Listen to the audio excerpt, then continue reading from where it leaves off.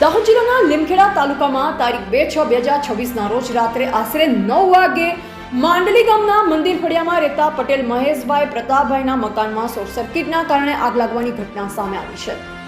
મળતી માહિતી મુજબ અચાનક લાગેલી આગના કારણે સમગ્ર વિસ્તારમાં અફરાતફરીનો માહોલ સર્જાયો અને મોટી સંખ્યામાં ગ્રામજનો ઘટના સ્થળે એકત્રિત થયા.